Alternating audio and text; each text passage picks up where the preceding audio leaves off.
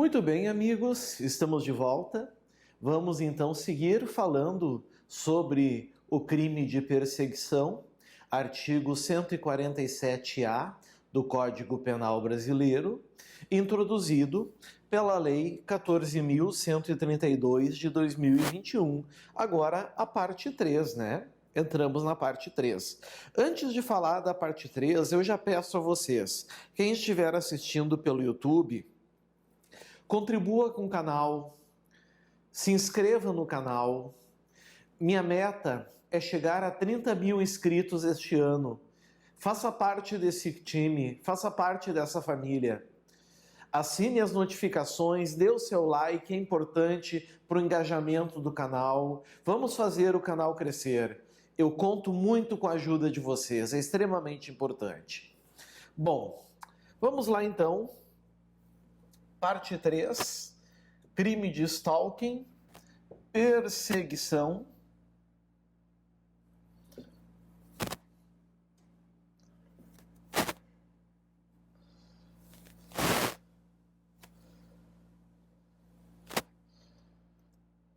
Sujeito ativo.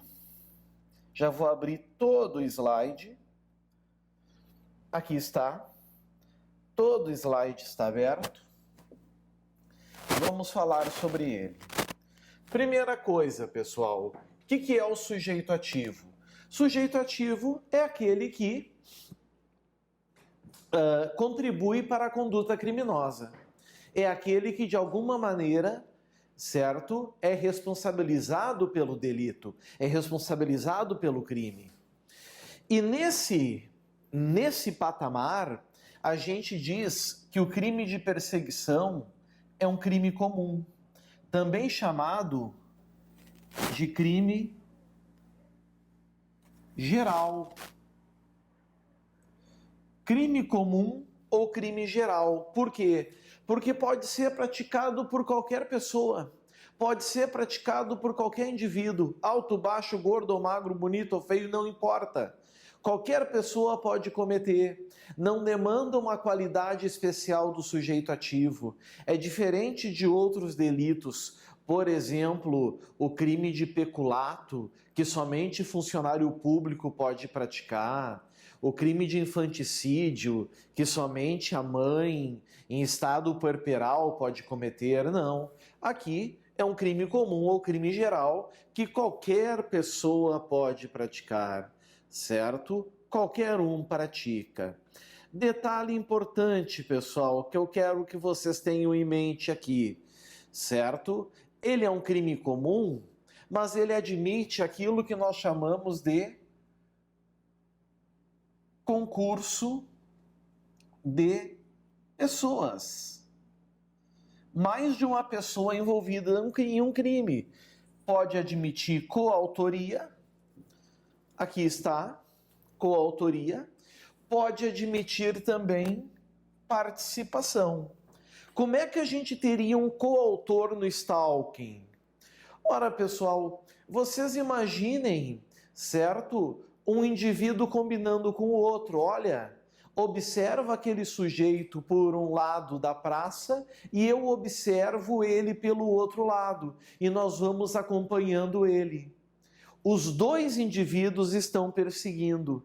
Isso é coautoria. Já na participação, vai ter um indivíduo que não vai perseguir, mas vai ajudar alguém, contribuir para que alguém persiga, dizendo assim, olha, eu não vou perseguir, mas eu te digo a hora e os lugares que o sujeito frequenta. Isso é participação. O crime é o mesmo. Artigo 147-A do Código Penal. A pena é a mesma. Reclusão de 6 meses a 2 anos e multa. Certo? Por esse motivo, por essa razão, certo? É que a gente chama esse crime também de crime acidentalmente coletivo. Por quê? Porque, de regra geral, ele é praticado por uma pessoa. De regra geral, ele é praticado por um único agente. Por um único sujeito. Mas eventualmente ou acidentalmente pode ser por 2, 3, 4 pessoas em concurso praticando esse delito. Certo? Detalhe também, lembrando que se praticar por uma única pessoa, esse crime é da forma simples. A pena é de 6 meses a 2 anos e multa de reclusão, né? Mas se praticado em concurso de pessoas, incide a causa de aumento de pena. Lá do artigo 147-A, parágrafo 1º do Código Penal, a pena vai de 9 meses a 3 anos, certo? Até porque, amigos, a intensidade da perseguição, do stalking, é maior. Agora, finalmente, chegamos na questão do paparazzi. Deixa eu limpar a tela aqui. É bom limpar a tela, né? Opa! Chegamos na questão do paparazzi. Paparazzi, com o i no final, plural, ou paparazzo, no singular, certo? A gente tem que saber se o paparazzi ele pode ser sujeito ativo do crime de perseguição, do crime de stalking. A resposta, como eu já estou mostrando ali para vocês, é depende. Depende, pessoal, do ambiente, certo? Em que a atuação do paparazzi está ocorrendo.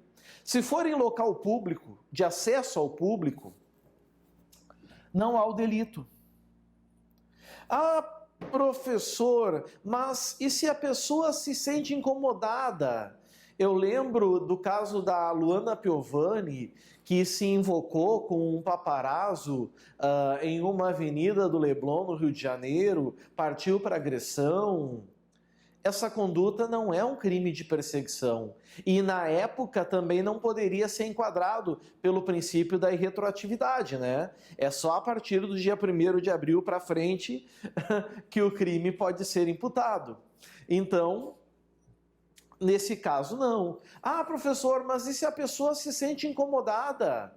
A modelo está lá na praia, não pode ajeitar o biquíni, ela está jantando com amigos na beira do mar, está lá conversando com pessoas, ela se sente incomodada, como aconteceu com a cantora Ludmilla.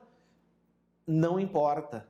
Não importa. Sendo lugar público, não há crime de perseguição.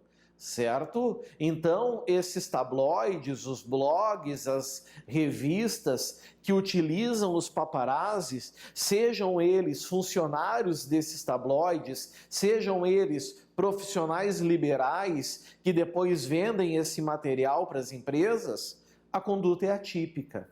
Mas, em ambiente privado, aí sim, meus amigos, nós vamos ter, sim, um crime de perseguição, porque até as pessoas famosas, elas têm direito à privacidade, é direito constitucional.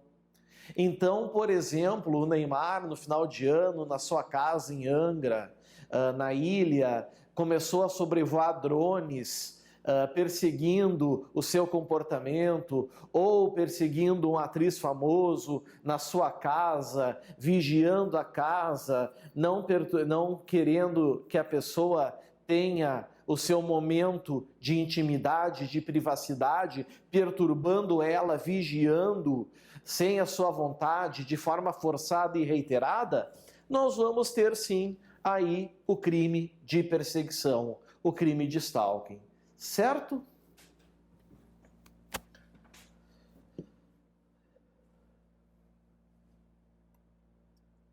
Sujeito passivo.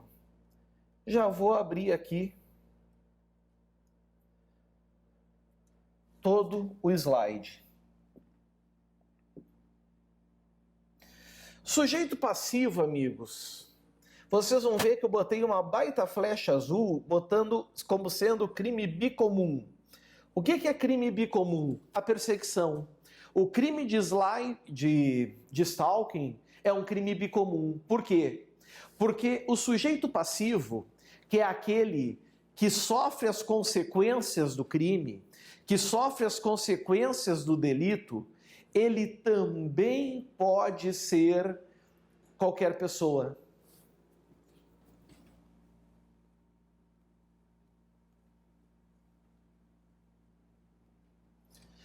Ele também pode ser qualquer pessoa, meus amigos. Então é crime bicomum, porque bicomum, certo? Pode ser qualquer pessoa o sujeito ativo, qualquer pessoa pode praticar e qualquer pessoa pode ser vítima. Certo? Qualquer pessoa pode praticar e qualquer pessoa pode ser vítima. Agora, cuidado! Dependendo da pessoa que pratica, a pena é aumentada de metade. Por exemplo, em concurso de pessoas, é aumentada de metade. Dependendo da vítima que sofre a perseguição, o agente criminoso vai ter a pena aumentada de metade. Tá aqui, ó. A pena é aumentada de metade. 147, parágrafo 1º, certo? Inciso 1 e 2. Contra criança, até 12 anos incompletos, adolescente, 12 ou 18 incompletos, ou idoso acima dos 18. Contra mulher, por razões de condição de sexo feminino. Aqui o legislador poderia ter feito melhor, né? Ele poderia ter falado por razões de gênero, para evitar discussões futuras sobre os transexuais. Isso vai ter que ser discutido futuramente, nos transexuais, nos termos do parágrafo 2º, artigo 121 deste Código. Então, o sujeito passivo sendo essas pessoas, a pena é aumentada, certo? Outro cuidado, amigos, é quanto ao chamado elemento subjetivo. Esse crime só pode ser, obviamente, doloso, intencional, certo? Intencional. O sujeito tem que ter a intenção, ele tem que querer perseguir, molestar, vigiar, ir atrás, incomodar, certo? Ele tem que querer tirar a paz da vítima. Não existe perseguição culposa. Se pegarem o site do Planalto, se pegarem o Código Penal, no artigo 147-A, os senhores não irão encontrar esse crime na modalidade culposa. É só a título de dolo. Ah, professor, e tem alguma finalidade específica? Exige alguma finalidade específica a perseguição? Não. Basta querer perseguir. Agora, é claro, a motivação da perseguição, a motivação do crime, importa na dosimetria da pena. Se o sujeito persegue a vítima apenas, por exemplo, por paixão, certo? É obcecado na vítima. Talvez a pena suba um pouquinho do mínimo.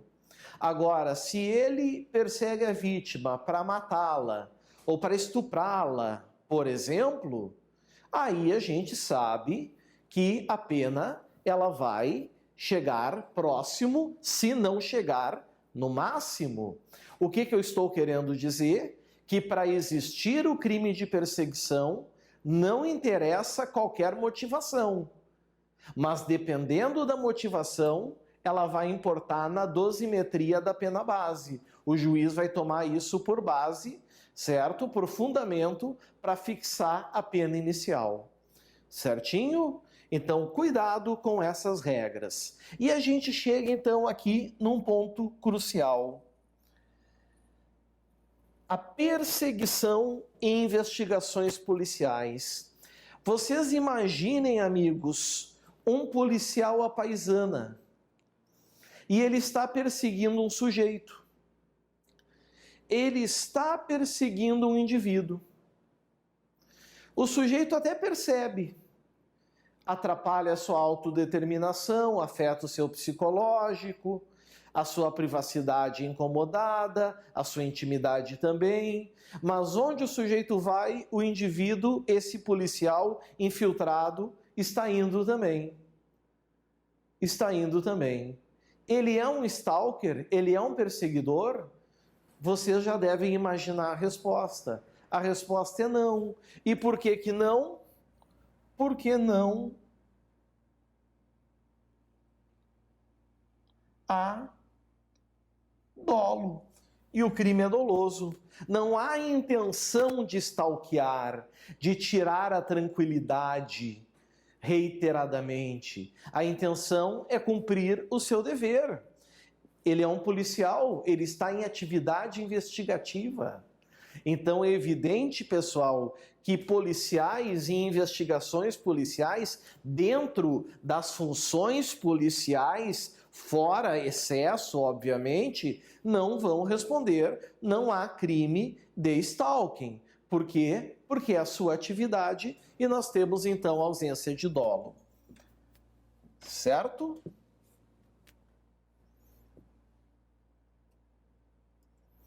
Consumação. Já vou abrir aqui toda a tela. Nossa última tela, a parte final aqui da parte 3. Consumação. Meus amigos, atenção para as informações que eu vou dar para vocês. Em primeiro lugar, tá? Nós estamos falando de um crime habitual. O que é um crime habitual? Crime habitual, senhores, é aquele que exige uma reiteração de condutas. Eu só quero ver a bateria. Eu sempre me preocupo com a bateria. Tudo bem. É aquele que exige uma reiteração de condutas, ou seja, praticar uma vez só não é crime, tem que ser mais de uma. Por exemplo, exercício ilegal da profissão. Certo? Se tu exerce uma única vez, não é crime, mais de uma já é crime. Certo? Então, é um crime habitual, tanto que se exige que a conduta seja reiterada. Tem que ser mais de uma, exatamente pela reiteração. Mais de uma vez, o crime está consumado. Mais de uma vez, aqui está, nós temos a consumação do delito, certo? A consumação do crime. Professor, mas Adriano, quantas vezes mais tem que ser? Eu não sei. Eu não sei porque o legislador não diz. Pode ser 2, 3, 4. Nós não sabemos. O legislador não determinou. O que a gente sabe é que tem que ser mais de uma. Necessariamente. Tem que ser mais de uma. É a única coisa que a gente sabe. Certo? A única coisa que tem que ser. Pode ser 2, pode ser 3, pode ser 4. Tá? Outra questão importante, pessoal. Esse crime, ele é conceituado como um crime formal. Crime formal também chamado de consumação antecipada. Consumação antecipada. Ou também chamado de resultado cortado. Isso quer dizer o quê, pessoal? Isso quer dizer o seguinte: o tipo penal, ele prevê uma conduta e um resultado. Qual é a conduta? A conduta é perseguir, vigiar. O tipo penal é esse. O núcleo do tipo é perseguir. Qual é o resultado naturalístico? A modificação no mundo exterior. Ferir a intimidade, ferir a privacidade. Certo? Ferir a autodeterminação, a liberdade de locomoção. Mas para que o crime se consuma, isso não precisa acontecer. Basta a potencialidade da intimidação. É suficiente que exista a capacidade potencial. Não quer dizer que a pessoa tenha que se sentir intimidada. Por exemplo, um indivíduo A está perseguindo B. Só que B é lutador de artes marciais. É um policial, tem 2, 3 armas na cintura. E pensa assim, esse sujeito aí está me perseguindo. Mas deixa ele. Se ele se fizer de louco, eu já meto aí uma arma na cara dele e já resolvemos isso. Na hora, dou-lhe um tiro na cara dele e está resolvido. Já enfrentei situações muito piores. Esse cara não me assusta, não. Pronto. Mesmo assim, mesmo que a vítima não se sinta intimidada, o potencial intimidatório já consuma o delito. Já consuma o delito, certo? Já vai consumar a infração penal. Ok? E agora, 2 informações para fecharmos esse bloco 3. A primeira, o crime de perseguição ou de stalking pode se dar no mesmo dia? Bom, eu discuti isso com alguns colegas. Eu vi alguns vídeos, eu vi alguns artigos sobre o caso e eu reconheço que eu fui voto vencido praticamente por todos. Todos responderam que não pode ser no mesmo dia. Porque se for no mesmo dia, a perseguição seria uma só. Mas eu me atrevo a dizer que, analisando um pouquinho com cautela, na minha opinião, sim, o crime de perseguição, ele pode sim ser no mesmo dia. Ele pode se dar no mesmo dia. Basta que seja reiterada e que atinja a autodeterminação. A moça sai de casa, o sujeito está com o binóculo vigiando ela. Ela chega no trabalho, o sujeito encosta com seu carro na esquina. Ela vai para almoçar, o sujeito vai no mesmo restaurante. A conduta não está sendo reiterada? É claro que está. Ela volta para casa, o sujeito segue ela. Tudo no mesmo dia. Está sendo reiterada, certo? Está sendo sistemática. E a lei, em momento nenhum, estabelece que não pode ser dentro de apenas 24 horas. Então, sim, pode se dar no mesmo dia. Outra questão polêmica, pessoal. Outra questão polêmica. Se admite tentativa. Se esse crime admite tentativa. Conversei com colegas. Discuti com amigos. Vi alguns artigos. E fui voto vencido de novo. Um ou outro concordou comigo, mas fui voto vencido. A esmagadora maioria disse que esse crime não admite tentativa. Por quê? Porque a perseguição é um crime habitual. E crimes habituais, de regra geral, não admitem tentativa. Só que muitos acham que não é regra geral. É que eles nunca admitem tentativa. Por quê? Porque se tu praticar mais de uma vez, o crime está consumado. Se tu praticar uma vez só, não é crime. Só que, desde os ensinamentos do saudoso professor Damaso Evangelista de Jesus, que já levantou essa hipótese, excepcionalmente, vejam, eu não estou dizendo regra geral, excepcionalmente, e é o caso do crime de perseguição,